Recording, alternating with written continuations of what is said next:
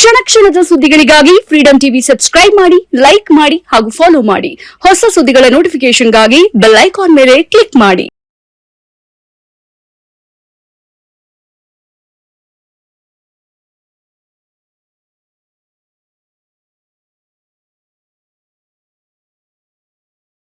ದಕ್ಷ ಅಧಿಕಾರಿಗೆ ಮೇಲಾಧಿಕಾರಿಗಳ ದರ್ಪದ ಶಾಕು, ಶಿಸ್ತು ಕಾಪಾಡಿದ ಚಿಕ್ಕ ಚಾಜೂರು ಪಿಎಸ್ಐ ನೇತ್ರಾವತಿಗೆ ಶಿಕ್ಷೆ ಯಾಕೆ ಅನ್ನೋ ಪ್ರಶ್ನೆ.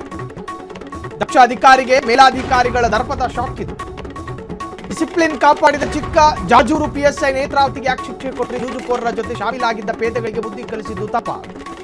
ಭ್ರಷ್ಟ ಪೇದೆಗಳನ್ನ ಬಿಸಿಲಲ್ಲಿ ನಿಲ್ಲಿಸಿದ್ದಕ್ಕೆ ನೇತ್ರಾವತಿಗೆ ಎತ್ತಂಗಡಿಯ ಭಾಗ್ಯ. ನೇತ್ರಾವತಿಯವರನ್ನ ಓಓಡಿ ಮೇಲೆ ಕಳುಹಿಸಿದ ಚಿತ್ರದುರ್ಗದ ಎಸ್ಪಿ. ಇಲಾಖೆಯ ಗೌರವ ಹರಾಜಾಗ್ತಿದ್ದ ಸಿಬ್ಬಂದಿಗೆ ಬುದ್ಧಿ ಕಲಿಸಿದ್ದು ತಪ್ಪೇನು? ಸತ್ಯಾಸತ್ಯತೆ ಅರಿಯುವ ಮೊದಲೇ ದಕ್ಷ ಅಧಿಕಾರಿಯನ್ನೇ ಬಲಿಪಶು ಮಾಡಿದ್ರ ಎಸ್ಪಿ ಅಲ್ಲಿನ ಚಿಕ್ಕ ಜಾಜೂರಿನ ಐರನ್ ಲೇಡಿಯ ವೇಗಕ್ಕೆ ಬ್ರೇಕ್ ಹಾಕಿದ್ರ ಮೇಲಾಧಿಕಾರಿಗಳು. ತಪ್ಪು ಮಾಡಿದ ಸಿಬ್ಬಂದಿಯನ್ನು ಅಮಾನತು ಮಾಡುವ ಬದಲು ಪಿಎಸ್ಐಗೆ ಶಿಕ್ಷೆ ಯಾಕೆ? ಯಾಕೆ ಮಾನ ಕಾಪಾಡಿದವರನ್ನ ಜಿಲ್ಲಾ ನಿಯಂತ್ರಣ ಕೊಠಡಿಗೆ ಅಟ್ಟಿದ್ದು ತಪ್ಪಲ್ವಾದು? ದಕ್ಷ ಅಧಿಕಾರಿಯ ನೈತಿಕ ಸ್ಥೈರ್ಯ ಕುಗ್ಗಿಸಿದ ಅಧಿಕಾರಿಗಳು. ತನಿಖೆಯ ವರದಿ ಬರುವ ಮೊದಲೇ ಡಬ್ಲ್ಯೂಡಿ ಆದೇಶ ಹೊರಡಿಸಿದ್ದು ಯಾಕೆ? ಇದು ಚಿತ್ರದುರ್ಗ ಎಸ್ಪಿಯವರ ಪೂರ್ವಾಗ್ರಹ ಪೀಡಿತ ನಡೆಯಲ್ವೇ? ಪೊಲೀಸ್ ಇಲಾಖೆ ಭ್ರಷ್ಟ ಸಿಬ್ಬಂದಿಯ ಹಿತ ಕಾಯ್ತಾ ಇದೆಯೋ? ಶಿಕ್ಷೆ ನೀಡಿದ್ದಕ್ಕೆ ಶಾಕ್ ಕೊಟ್ಟರೆ ನಾಳೆ ಕೆಲಸ ಮಾಡುವವರು ಯಾರು? ಇನ್ನು ಚಿತ್ರದುರ್ಗದ ಎಸ್ಪಿ ಅವರ ಜೊತೆ ಹೇಳೋದಕ್ಕೆ ಒಂದಷ್ಟು ಇದಾವೆ ಅಲ್ರಿ. ನಿಮ್ಮ ಡಿಪಾರ್ಟ್ಮೆಂಟಿನ ಒಂದಷ್ಟು ಪೊಲೀಸರು ಆ ಭಾಗದ ದೂದುಕೋರರ ಜೊತೆ ಶಾಮೀಲಾಗಿದ್ರು ಅನ್ನುವ ಕಾರಣಕ್ಕೆ ಅವರ ವಿರುದ್ಧ ತೆಗೆಯಲಾದ ಶಿಸ್ತು ಕ್ರಮದ ವಿರುದ್ಧ ನೀವು ಆಕೆಯನ್ನು ಟ್ರಾನ್ಸ್ಫರ್ ಮಾಡ್ತೀರಿ. ನಿಮ್ಮ ಪ್ರಾಮಾಣಿಕ ವ್ಯಾಪ್ತಿಗೆ ಇದು ಸರಿ ಅನ್ಸುತ್ತಾ?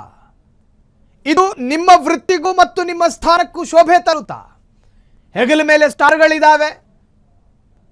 ಅತ್ಯಂತ ಪ್ರಾಮಾಣಿಕ ಹೆಜ್ಜೆಯನ್ನು ಇಡಬೇಕಾಗಿದ್ದ ನಿಮ್ಮ ಸ್ಥಾನ ಇಟ್ಟಿದ್ದೇನು? ಒಂದು ದಕ್ಷ ಪ್ರಾಮಾಣಿಕ ಅಧಿಕಾರಿಯನ್ನ ಎಲ್ಲಿಗೋ ಅಟುತ್ತೀರಿ. ಆಕೆ ಕೊಡುವಂತಹ ನಿಶಬ್ದ ವೇದನೆ ಇದು. ಆಕೆ ಅನುಭವಿಸ್ತಾ ಇರುವಂತಹ ಆಕೆಯ ಸ್ವಾಭಿಮಾನಕ್ಕೂ ಕೂಡ ಧಕ್ಕೆ. ಹಾಗಾದ್ರೆ ಒಬ್ಬ ಪೊಲೀಸ್ ಆಗಿ ಉತ್ತಮ ನಿರ್ಧಾರವನ್ನು ಕೂಡ ತೆಗೆದುಕೊಳ್ಳೋದು ತಪ್ಪ? ಆಕೆಯ ವ್ಯಾಪ್ತಿಗೆ ಬರುವಂತಹ ನಿರ್ಧಾರಗಳದು. ಆಕೆ ತೆಗೆದುಕೊಳ್ಳಲೇಬೇಕಾಗಿದ್ದ ನಿರ್ಧಾರ.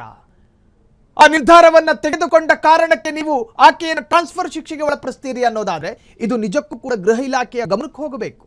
ಡಾಕ್ಟರ್ ಜಿ ಪರಮೇಶ್ವರ್ ಸಾಹೇಬ್ರೆ, ನಿಮ್ಮ ವ್ಯಾಪ್ತಿಯಲ್ಲಿ ನಿಮ್ಮ ಮೂಗಿನ ನೇರಕ್ಕೆ ಈ ಪ್ರಮಾಣದಲ್ಲಿ ಅಕ್ರಮ ನಡೀತಾ ಇದ್ರು ಕೂಡ ಇದನ್ನು ಅಕ್ರಮ ಅಂತ ಬಳಸಬೇಕು. ನಾವು ಒಂದು ಪ್ರಾಮಾಣಿಕ ಹೆಣ್ಣು ಮಗಳಿಗೆ ಟ್ರಾನ್ಸ್ಫರ್ ಅನ್ನುವಂತಹ ಶಿಕ್ಷೆಯನ್ನ ತನ್ನ ಅಧಿಕಾರವನ್ನು ಬಳಸಿಕೊಂಡು ಒಬ್ರು ಎಸ್ಪಿ ಕೊಡ್ತಾರೆ ಅನ್ನೋದಾದ್ರೆ ಇದನ್ನ ಕೇಳೋದಕ್ಕೆ ಸಾಧ್ಯ ಇಲ್ವಾ?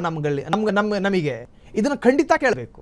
ನೀವು ಡಿಪಾರ್ಟ್ಮೆಂಟ್ ಕಡೆಯಿಂದ ಸಮಾಜಕ್ಕೆ ಸಾತಾ ಇರೋ ಸಂದೇಶ ಏನು? ಸತ್ಯದ ಪರ ಮಾತನಾಡಿದ್ರೆ, ಅನ್ಯಾಯದ ವಿರುದ್ಧ ಮಾತನಾಡಿದ್ರೆ ಟ್ರಾನ್ಸ್ಫರ್ ಮಾಡ್ತೀವಿ ಅನ್ನುವಂತಹ ಸಂದೇಶ ಕೊಡ್ತಾ ಇದ್ದೀರೋ ಹೆಂಗೆ? ನೇತ್ರಾವತಿಯನ್ನ ಡಬ್ಲ್ಯೂಡಿ ಮೇಲೆ ಕಳುಹಿಸಿದ ಚಿತ್ರದುರ್ಗದ ಎಸ್ಪಿ. ಇಲಾಖೆಯ ಗೌರವ ಹರಾಜಾಗ್ತಿದ್ದ ಸಿಬ್ಬಂದಿಗೆ ಬುದ್ಧಿ ಕಲಿಸಿದ ಅಪರಾಧ ಏನು? ಇಲಾಖೆಯ ಮಾನಮರ್ಯಾದೆ ಬೀದಿಗೆ ತರ್ತಾ ಇದ್ದ ಸಿಬ್ಬಂದಿಗೆ ಪಾಠ ಕಲಿಸಿದ್ರು, ಅದ್ರಲ್ಲಿ ತಪ್ಪೇನಿದೆ? ಎಸ್ಸಿನೋ ಈ ವಿಚಾರಕ್ಕೆ ಸಂಬಂಧಪಟ್ಟ ಹಾಗೆ ಮತ್ತಷ್ಟು ಬ್ರೇಕಿಂಗ್ ಲಭ್ಯವಾಗ್ತಾ ಇದೆ. ಲೇಡಿ ಸಿಂಗಂ ನೇತ್ರಾವತಿ ಶಿಸ್ತಿನ ಪಾಠದ ಹಿಂದಿತ್ತು ಜೂಜಾಟದ ಜಾಲ.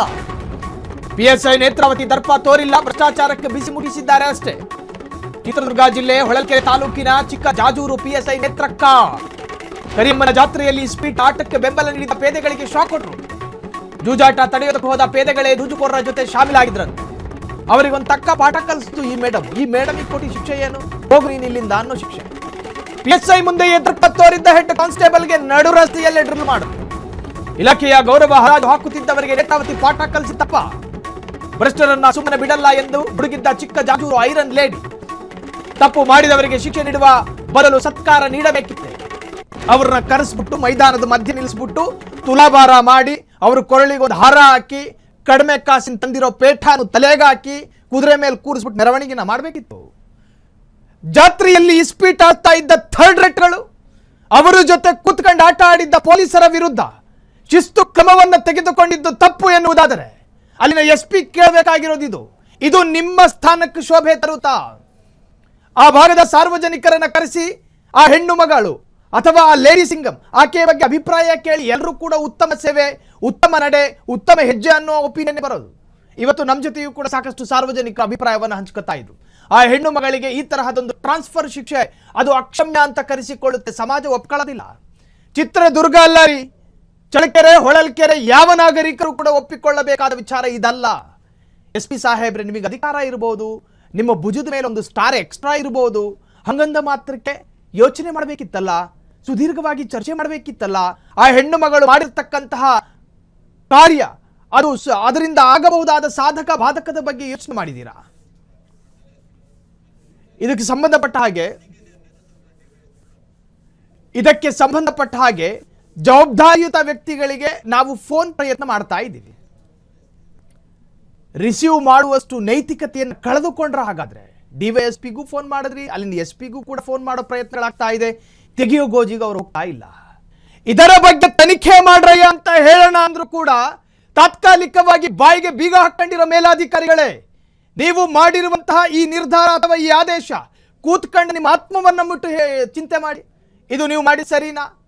ಆ ಹೆಣ್ಣು ಮಗಳು ಮಾಡಿರ್ತಕ್ಕಂತಹದ್ದೇನು ಘೋರ ಅಪರಾಧನ? ಭೂಮಿಯನ್ನ ನೋಡಲಾಗದ ಹೊಟ್ಟೆ ಬಂದಿರುವ ಪೊಲೀಸರು ಅಲ್ಲಿ ನಡೀತಾ ಇದ್ದಂತಹ ಇಸ್ಪೀಟ್ ದಂಧೆಯಲ್ಲಿ ಆ ಜೂಜುಕೋರರ ಜೊತೆ ಪ್ರತ್ಯಕ್ಷವಾಗಿ ಶಾಮೀಲಾಗಿದ್ರು, ಪರೋಕ್ಷವಾಗಿ ಶಾಮೀಲಾಗಿದ್ರು, ಅದೆಲ್ಲ ತನಿಖೆ ಆಗಲಿ. ಆದರೆ ಉತ್ತಮರ ವಿರುದ್ಧ ಅಂತೂ ಶಿಸ್ತು ಕ್ರಮ ತೆಗೆದುಕೊಂಡಿರಲಿಲ್ಲ. ಆಕೆ ದುರ್ಜನರ ವಿರುದ್ಧ ತೆಗೆದುಕೊಂಡ ಶಿಸ್ತು ಕ್ರಮ ಅದು. ಆ ಶಿಸ್ತು ಕ್ರಮವನ್ನೇ ಮಾನದಂಡವಾಗಿಟ್ಟುಕೊಂಡು ಆಕೆಯನ್ನ ನೀರು ಗಾಳಿಯಲ್ಲಿರೋ ಜಾಗಕ್ಕೆ ನೀವು ಟ್ರಾನ್ಸ್ಫರ್ ಮಾಡ್ತೀರಿ ಅನ್ನೋದಾದ್ರೆ ಇದು ನಿಮ್ಮ ದಾರ್ಷ್ಟ್ಯದ ಪರಮಾವಧಿ, ನಿಮ್ಮ ದುರಹಂಕಾರದ ಪರಮಾವಧಿ. ಇದೊಂದು ಉತ್ತಮ ಹೆಜ್ಜೆ, ಉತ್ತಮ ನಡೆ ಅಂತ ಹೇಳೋದಕ್ಕೆ ಸಾಧ್ಯವೇ ಇಲ್ಲ. ನಿರಂತರವಾದ ಪ್ರಯತ್ನಗಳಾಗ್ತಾ ಇದೆ. ಆದರೆ DYSP ಆಗಲಿ, ಚಿತ್ರದುರ್ಗದ SP ಆಗಲಿ ನಮ್ಮ ಫೋನನ್ನು ಸ್ವೀಕರಿಸೋ ಗೋಜಿಗೆ ಹೋಗ್ತಾ ಇಲ್ಲ. ಉತ್ತರ ಕೊಡುವ ನೈತಿಕತೆಯನ್ನು ಕಳೆದುಕೊಂಡ್ರಿ ಅಂತ ಹೇಳಿ ನಾವು ಕನ್ಸಿಡರ್ ಮಾಡಬೇಕಾಗಿ ಬರುತ್ತೆ.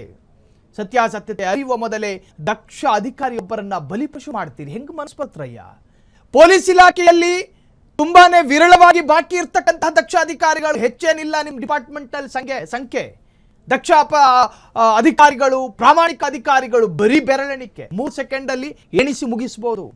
ಅಂತಹದ್ರಲ್ಲಿ ಪ್ರಾಮಾಣಿಕ ಅಧಿಕಾರಿಗಳನ್ನು ಉಳಿಸಿಕೊಳ್ಳುವ ಇರಾದೆ ನಿಮ್ಮಲ್ಲಿಲ್ಲ ಅನ್ನೋದಾದ್ರೆ ನಿಜಕ್ಕೂ ಕೂಡ ನಾಳೆಯ ದಿನ ಇಡೀ ಗೃಹ ಇಲಾಖೆ ಕಟಕಟೆಯಲ್ಲಿ ನಿಲ್ಲಬೇಕಾದ ಪರಿಸ್ಥಿತಿ ದೂರ ಏನೂ ಇಲ್ಲ.